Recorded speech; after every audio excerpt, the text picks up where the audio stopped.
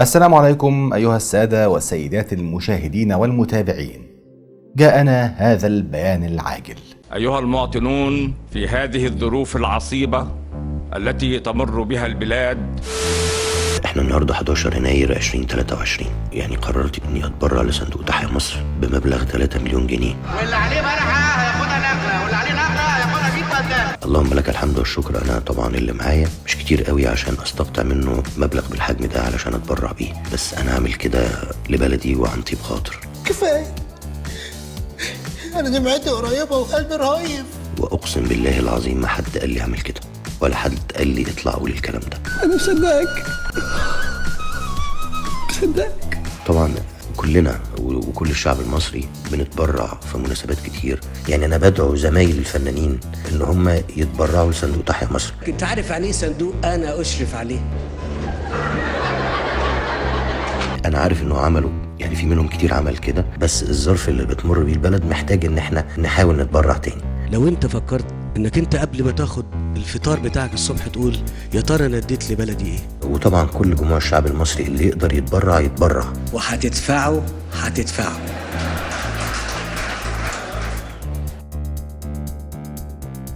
ده جزء من تسجيل صوتي للفنان ياسر جلال، انتشر على مواقع التواصل الاجتماعي بعد ما كتير من الناس بقت بتشارك وبتتكلم حوالين خبر ان ياسر جلال اتبرع بمبلغ 3 مليون جنيه لصالح صندوق تحيا مصر، وبقى اسمه ياسر جلال ترند. الخبر اللي طلع في الاول ان ياسر اتبرع لصندوق تحيا مصر بمبلغ 3 مليون جنيه، طلع بعدها يقول هو ليه عمل كده. الفنان ياسر جلال قال انه عمل كده من نفسه، لحد قال له او طلب منه انه يتبرع، يقصد حد مسؤول في الحكومه او على صله بالحكومه، يعني بيقول مفيش حد كلمني، انا قعدت مع نفسي كده وقررت اتبرع بالمبلغ ده. طبعا هو اكيد تابع ردود الافعال ولقى ان في ناس استغربت، سواء لفكره التبرع نفسه، تبرع للصندوق، عشان في ناس قالت كنت يا عم وديهم جمعيات خيريه عشان يوصلوا للناس الغلابه اللي مش لاقيه تلبس وتاكل، وفي اللي قال كنت يا عم ادفعهم لاي مستشفى 57 مثلا. لكن رد فعل ياسر جلال، وانا مش بتكلم عن ياسر جلال، لا انا بتكلم عن ياسر جلال، قال انه علشان البلد بتمر بظروف صعبه فلازم كل الفنانين يتبرعوا لصندوق تحيا مصر. يعني هو شايف ان قراره صح، وكمان بيدعو الفنانين والمخرجين والمنتجين للتبرع للصندوق، وكمان طالب كل اللي يقدر من الشعب المصري انه يتبرع للصندوق. الحاجه التانيه كانت حوالين المبلغ نفسه، في ناس استغربت برضه هو جاب الفلوس دي كلها منين؟ يتبرع بملايين. فطلع ياسر جلال ورد وقال انا ثروتي مش كبيره علشان اقتطع منها مبلغ بالحجم ده، بس انا بعمل كده لبلدي وعن طيب خاطر.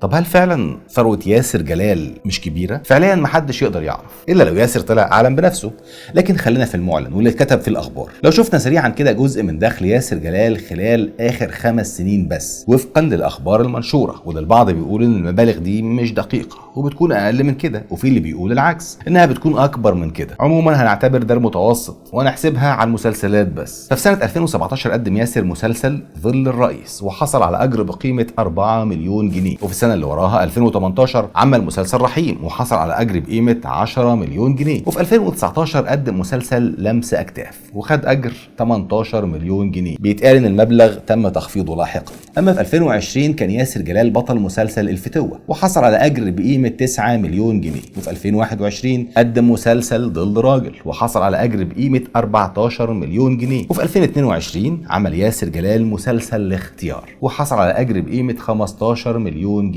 يعني خلال اخر 5 سنين كان اجمالي دخل الفنان ياسر جلال 70 مليون جنيه، ده من 5 اعمال دراميه، من 5 مسلسلات بس. لا دورنا هو عمل افلام في نفس الفتره دي او عمل مسلسلات تانية، ومثلا ما شفناش اللقاءات والمقابلات التلفزيونيه ولا بتعملش ببلاش، ولا سالنا هو الفنان عنده بيزنس جانبي سواء في مجال الدراما او اي مجال تاني. 70 مليون جنيه في 5 سنين، لو افترضنا ان في مبالغات في الاخبار هنخصم 10 مليون 20 مليون، فبرضه دخله هيكون في حدود 50 ل 60 مليون. يعني بالنسبه لاصحاب السلطه وكبار المسؤولين في مصر وطبقه الاغنياء المبلغ ده فكه شويه ملاليم، بس برضه لما ياخد منهم 3 مليون جنيه لصندوق تحيا مصر فبرضه مبلغ عادي مقارنه بثروته. إلا لو خدنا منها مش مليون، ده حتى لو كانوا 3 ولا 4 و5 بقى كده.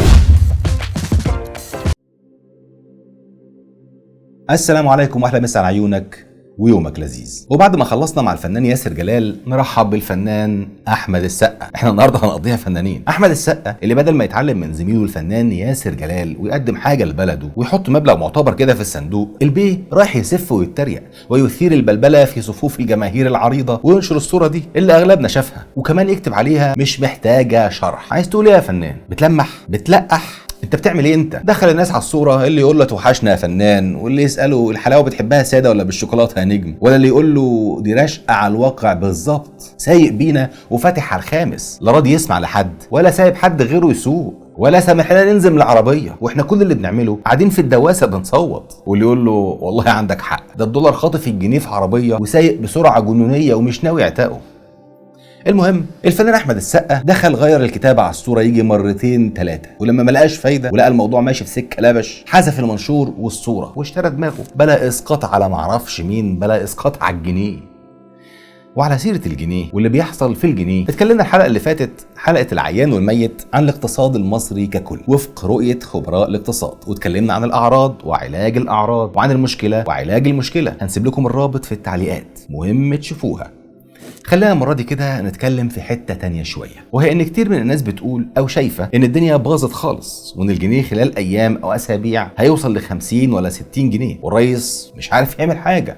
حد يقول لي اعمل ايه؟ وان الحكومة خلاص مش مسيطرة على العملة المصرية. في الحقيقة الكلام ده نصه الأولاني بتاع توقع سعر العملة ملوش ملكة ومفيش عليه مؤشرات واضحة، ونصه التاني بتاع انهم مش عارفين بيعملوا ايه ومش مسيطرين على الوضع. ده غلط تماما، لان الرئيس والحكومة وفوقهم صندوق النقد الدولي عارفين اللي كان هيحصل في العملة، عارفين ان الجنيه المصري هيفقد نسبة كبيرة من قيمته. ده في شغل صندوق النقد الدولي وخطته وبرنامجه لمصر، ان المفروض الجنيه المصري يفقد مثلا خلال سنة كذا من قيمته. وحتى ولو صندوق النقد بيطلب التعويم الكامل للجنيه، الا ان يبدو ان في ما يشبه الاتفاق بين الحكومة والصندوق ان التعويم يتم على مراحل، ويبدو ان البنك المركزي بيدير بشكل هو شايفه الامثل موضوع تعويم العمله ده. يعني كان 27 جنيه فجاه طلع 29 و30، والناس عماله تعمل ريفريش لحد ما وصل 32. وهنا يبدو ان كان في خطه او خطوات مترتبه، وفي نهايه اليوم رجع الجنيه مره تانية قصاد الدولار ووصل لمستوى 29 في البنوك المصريه وفي حدود 30 في بعض البنوك الاجنبيه، علشان ترسل قصه على انخفاض بحوالي 2 جنيه. لكن ناخد بالنا انه على مدار سنه سابقه فقد الجنيه المصري تقريبا 80% من قيمته. طب ده حصل ازاي؟ وليه بنقول وفق خطه؟ علشان في مئات الملايين من الدولارات اللي دخلت مصر خلال اليومين اللي فاتوا بس في شراء لسندات مصريه اللي هي ديون، يعني بتشتري ورقه من البنك وتديله مثلا 10 مليون دولار وتستلمهم بعد سنه بالفايده. وعمليات الشراء الكبيره دي تزامنت مع انخفاض الجنيه ايام 10 و11 و12 يناير، وحصلت من اجانب مش معناها غربيين او اوروبيين، اجانب معناها مش مصريين، يعني يندرج تحتها الخليجيين ودول المغرب مثلا، لا كمصطلح حكومي يعني. وده فعلا اللي حصل غالبا. بنقول غالبا ان اللي اشترى وضخ دولارات في مصر عشرات ان لم يكن مئات الملايين من الدولارات هم مستثمرين وشركات وصناديق خليجيه، فيما يبدو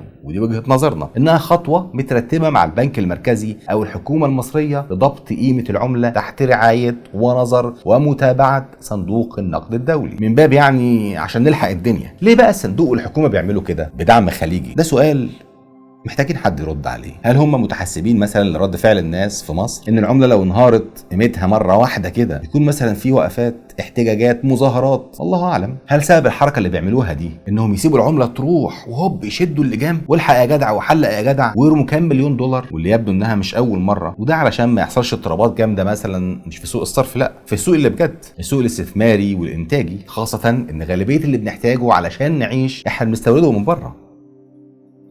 الله اعلم. عموما خلي بالك برضو ان في فرق في الكلام ما بين هما بيعملوا حاجه خطه علشانك انت مواطن يرعوك يعني، وبين انهم بيعملوا حاجه خطه هم شايفينها وحاسبينها كويس وعارفين عواقبها دي بقى كويسه ليك، هتبقى نتائجها زفت فوق دماغك، مش ده المهم ومش ده اللي شاغلهم قوي. فهمت الفرق؟ هم عندهم هدف هيوصلوا له، يعني هيوصلوا له بس بالطريقه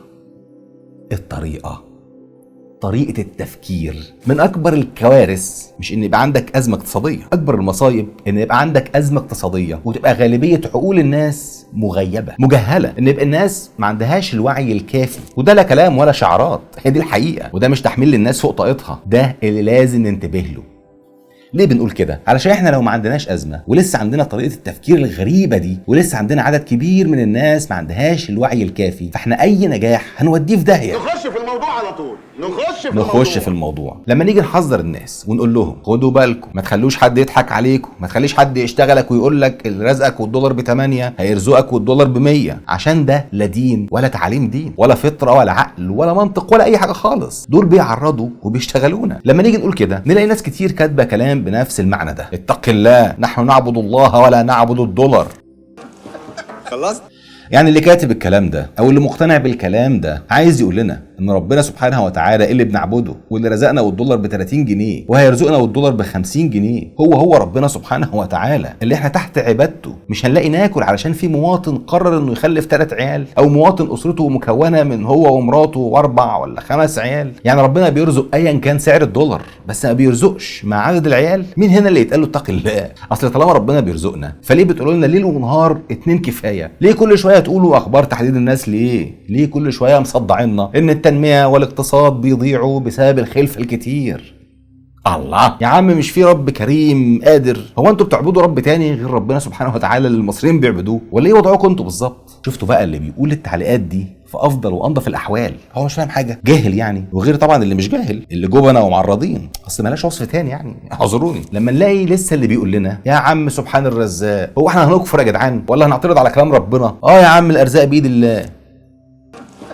خلصت؟ احنا ما بنعترضش على كلام ربنا عشان ده مش كلام ربنا اصلا، عشان ربنا عرفنا الطريق: لو انكم تتوكلون على الله حق توكله. فاحنا هنا يا عم بنعترض على هري عشان هو اي كلام نحطه على اي حاجه هيمشي، ما مش بالمزاج هي. طيب طالما ربنا هو الرزاق، ليه الريس بيطلع يقول لنا انا مش لاقي فلوس فيلغي الدعم عن التموين؟ ليه الريس يقول لنا اللي هيتجوز انا هشطبه من التموين؟ يا عم مش ربنا هو الرزاق؟ ولا ربنا رزاق بمزاج حد معين بس؟ حاشا لله. فزي ما قلنا دي مش دروشه، ده خوف وتعريض، او اللي عايز يسميهم قله وعي يسميهم براحتك. فعيب. خلينا نبص على المشاكل اللي بجد وندردش سوا حوالين الحلول اللي بجد. ده بس علشان اللي بيقعد يقول لنا انتوا بتعملوا ايه غير الكلام؟ فين الفعل؟ يا بيه، ما احنا شايفين ان دورنا الكلام، احنا هنا ندردش مع بعض 5 بس كده. الدردشه دي تاخدنا لفين؟ زي ما ترسي ندق لها. يا بيه اللي بنعمله ده فعل، لما نسعى ونحاول اننا نكون وسيله ليكم، نوصل لكم الاخبار الحقيقيه، نشاور لكم على اخبار تانية، نوضح لكم وجهات نظر مختلفه، نحاول كلنا نتعلم من بعض، اننا نزود وعينا. مش ده فعل؟ ما ده اساسي يا عم اصلا عشان يبقى فيه فعل اصلا، عشان لما يبقى فيه فعل يكون فعل صح مبني على وعي مش كفته. فبطلوا هري بقى وروح يا عم اشترك في 5 مصر على اليوتيوب وابعت الحلقه دي لاصحابك وحبايبك وجيرانك والمجتمع والناس وقول لنا رايك في تعليق.